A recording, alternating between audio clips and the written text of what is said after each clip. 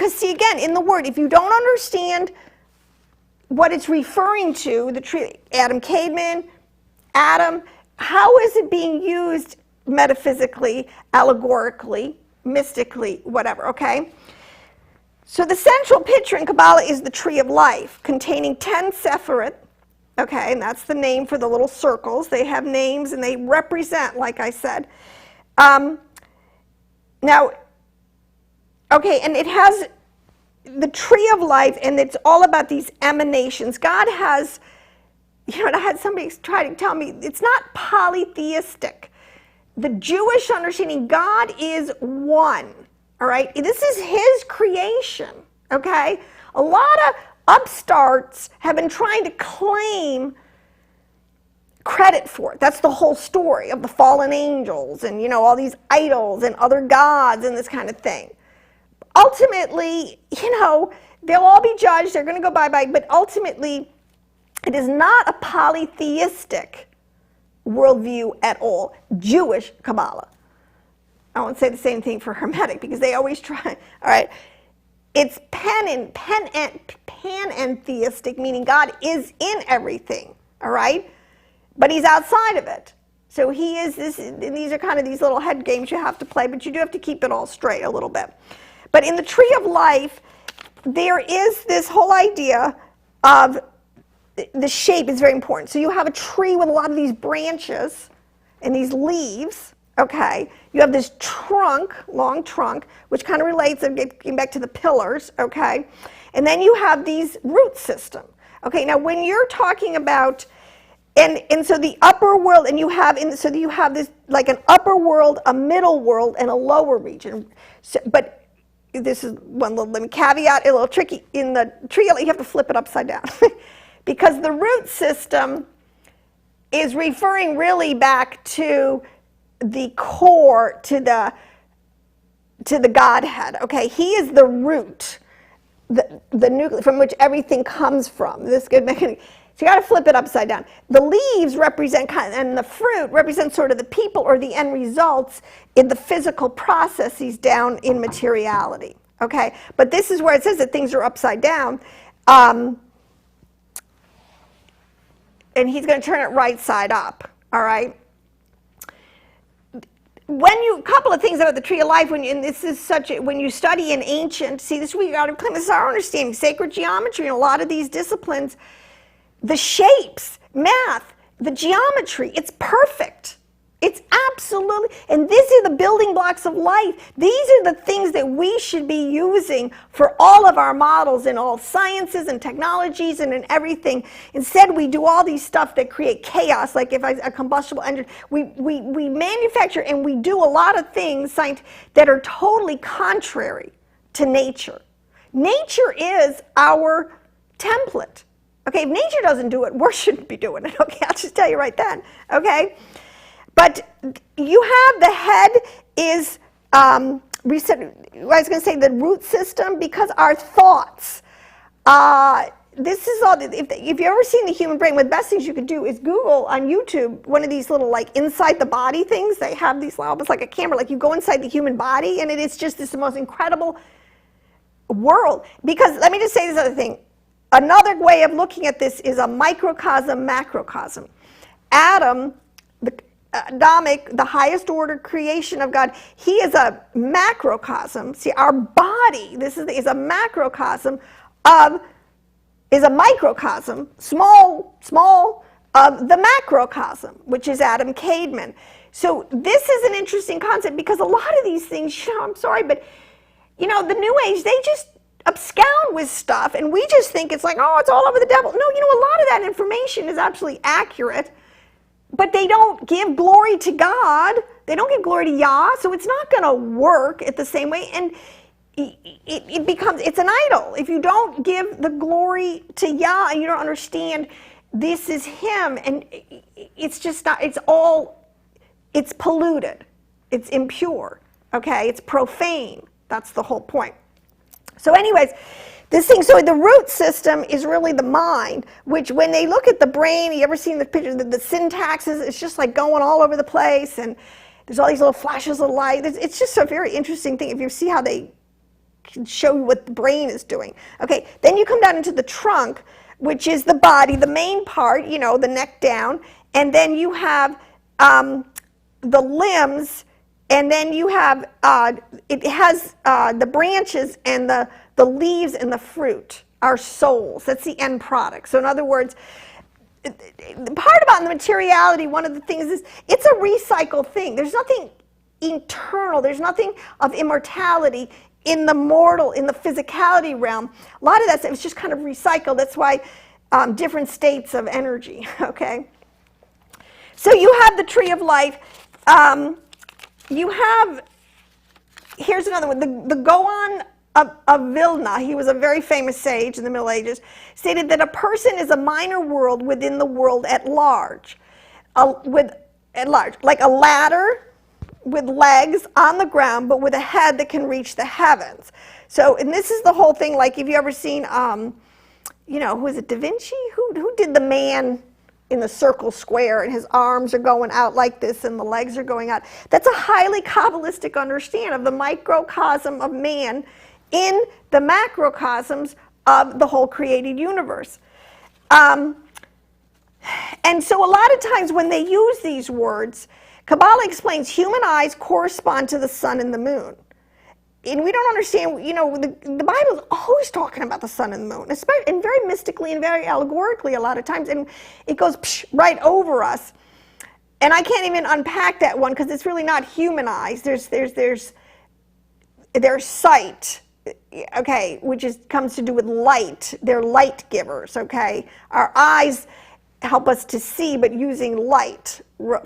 Okay, the hair corresponds to grass and vegetation. The body consists of 2/3 liquids and 1/3 bones and muscles, which corresponds with the universe, which consists of 2/3 water, oceans, and dry land.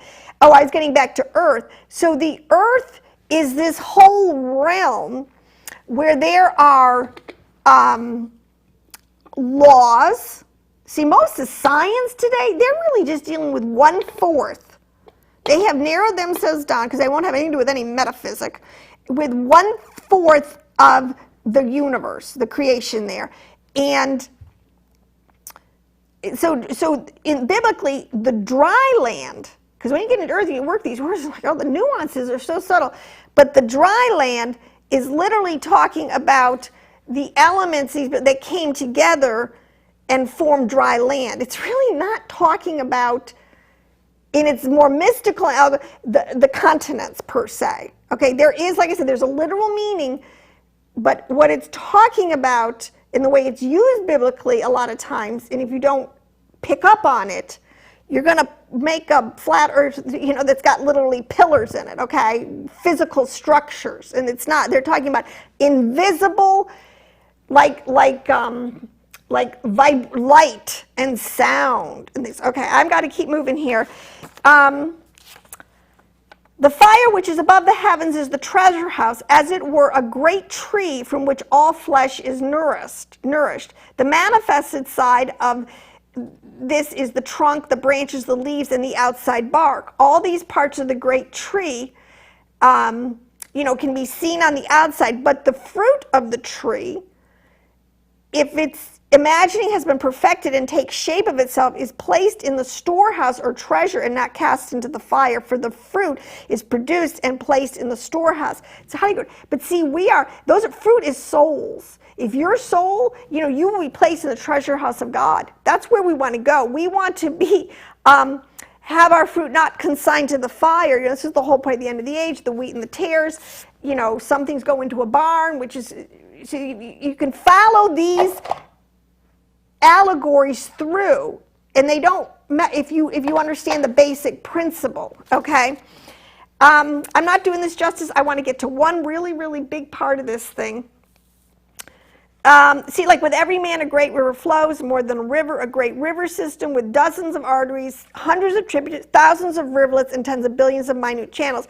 This is, for man is a microcosm of creation. In the words of the Hebrews, he says, as a soul fills the body, so God fills the universe. From my flesh, I perceive God, says Job. By contemplating the workings of the body and the manner in which it relates, and is animated by the soul, you gain insights into the workings of the creation and the manner in which it relates to and is sustained by the supernal sources. See, that's a lot of the whole concept of the zodiac and the chakras and all this New Age stuff. See, there is relationship there. There is correlation. Okay, but it's been absconded, it's been polluted, it's been profaned. The profane are using it. We need to reclaim it. Okay, that's our job.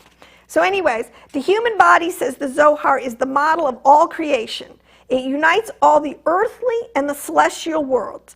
In another passage, it says the human figure unites all that is above and all that is below. Therefore, the ancients did choose that for a great archetype to explain things. So, like I said, the tree of life and the human body, these are archetypes that explain pictographically, and when you can decode the language and how they're using it. Now, there's another huge part of this thing that needs to be understood. I'm not even going to get to this. I'm already running out of time. Now, progressives, this is the whole point with the Sephiroth, that God has emanations. It starts in the mind of God. This is God's show. It's his idea. Nobody told him to do it, and God, this is his goodness, his bountifulness. This is a part of God that he made a good creation, okay? And I'll tell you a little secret. The Kabbalah is the only worldview out there so they will give a coherent answer for evil. It nails it. And I can't do that, but it nails it. And believe me, I will nail it. Nail that down.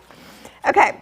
Progressive becomings or descent into matter is what it's all talking about in terms of the act of creation on down. As spirit, God who is spirit, descends into the material, it becomes more complex in form and function. I did this whole concept that simplicity breeds complexity. This gets into the binary. Now, here's another one.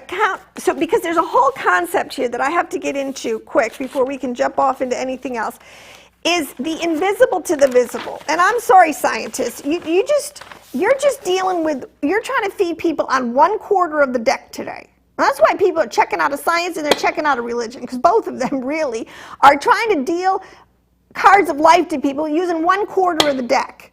And that way, everybody's losing and getting stuck in there. That's the problem. Okay? I don't have a number for it. I guess there is the invisible. We start with what is invisible. It means our physical eyes. just take the spectrum of, I don't know what they call it, the frequency spectrum that has everything, all the rays, gamma, beta, sound, and light. And we're in this narrow little band. Okay, we can't see what's way down there, and we can't see let's be honest, okay? But they're there, okay? So it goes from invisible down into visible. And this is called, and there's a lot of words that are used Kabbalistically to explain this, but I want to make my case for this because there's a piece in this that's very important. We are a body, a soul, and a spirit. The body's the manifested part, the carnality that will recycle. It's bound to death right now. The soul is made up of immortal, incorruptible components. Okay, this is the thing. When you get into the other realms out of physicality, they are immortal. So when I say Yeshua came to save our soul because it's got a lot of contamination, he's not kidding. And you need to get your soul saved, okay? So let me say, account of the creation. The Creator called heaven is so-called, all right, let me see. The invisible realms are called the heaven because this is from the Clementine homilies. Let me see if I can kind of paraphrase this because it's a little awkward, but it says, and so he divided into 2 portions the fabric of the universe. Okay, and this is, although it was but one house, this is highly important. I'll get into my walnut right now. He divided into 2 portions the fabric of the universe, although it was really but one house. The reason of the division was that the upper portion might afford a dwelling place for Malachim, which is angels, and the lower to men. But really, what we got to do is get a better grip on what these words are saying for our modern world. Okay. Angels was perfectly fine for the ancients, but it's a bad word right now because people, they think it's little cherubs or something. But anyways, other ways of talking about it, it's energies and matter. You can't see energy. You just can't, okay? But it's there, we know, and things are made up. We got to understand with quantum physics, even a rock that's just sitting there like you think it's just it's an immovable object. It's full of energy. It's dense. It's not going very fast, but it's full of energy. And then you have matter. You have forces in matter, whatever you call it. You have energies in matter. You have the upper waters and the lower waters. I'll tell you, you have the soul and you have the body. The things that are in the soul, that whole category, those realms here, which is really these two realms, this is physicality, because really, actually, again, in God, he's the smallest. He can pack more into an egg than anybody, okay? And it can come out something very incredibly complex. These are still made up of immortal or non-perishable, okay, elementals, breath, air, fire, okay, and water. These are some of the 4 elements, and that'll be a whole different thing. But that's something you have to understand. The lungs are made, let me see, because this is a very important thing to understand, because the soul is made up of immortal elements, okay? So do you want the immortal elements of your soul? I don't want to get theologically into this. This is the point.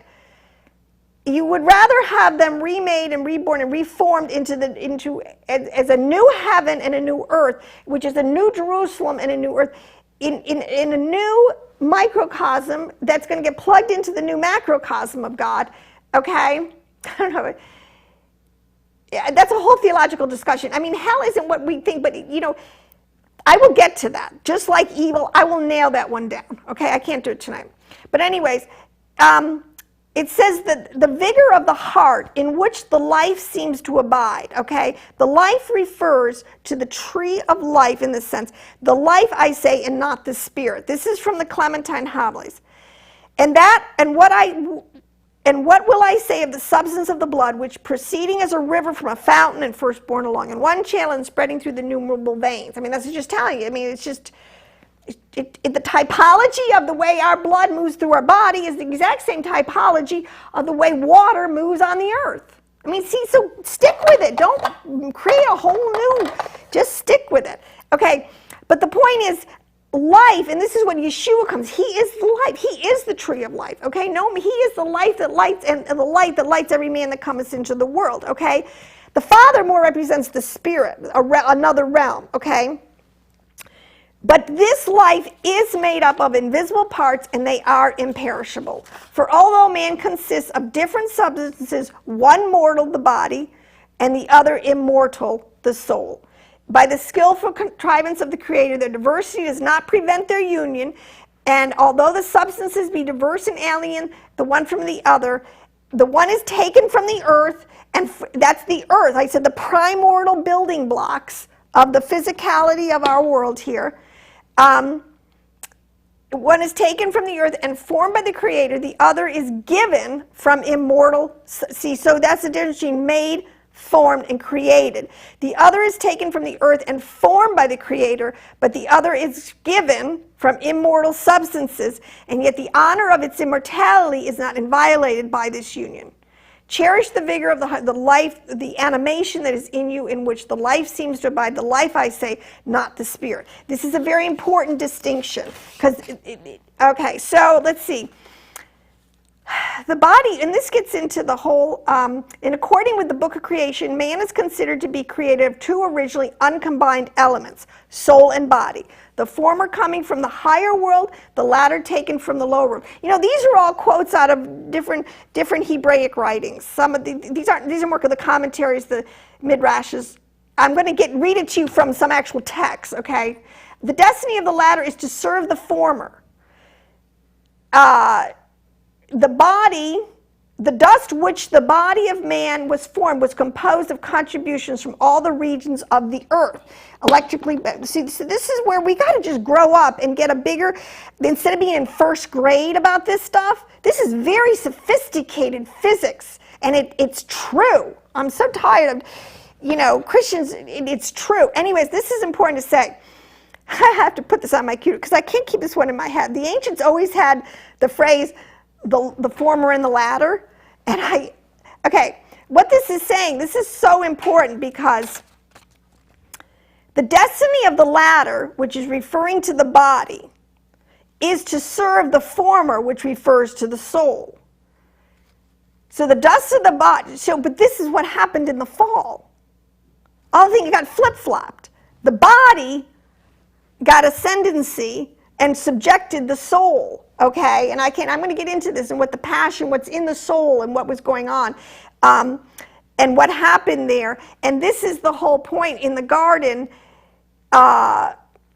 gained ascendancy, and this is what has to be fixed, okay? We do have a problem. So anyways, let me read that to you out of 3 texts, okay?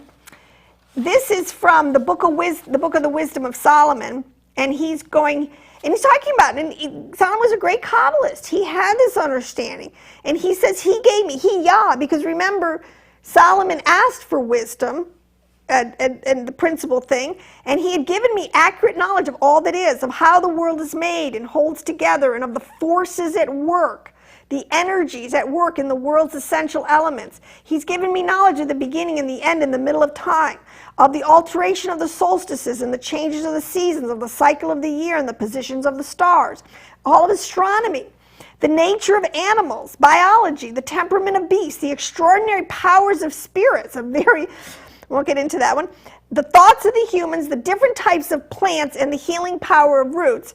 Now I know everything, visible and hidden.